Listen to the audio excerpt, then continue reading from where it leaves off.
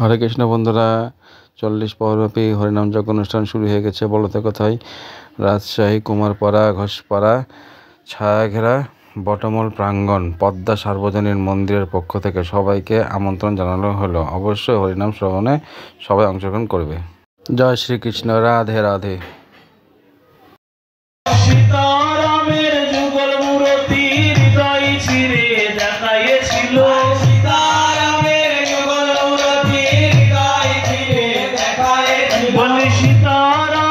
যুগল মূরতি।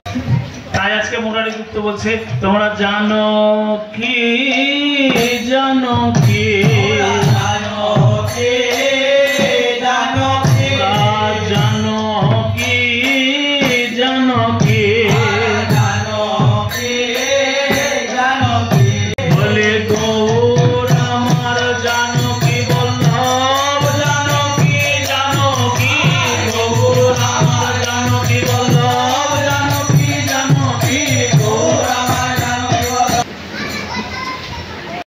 এটি হচ্ছে মহাপ্রসাদ গ্রহণের স্থান।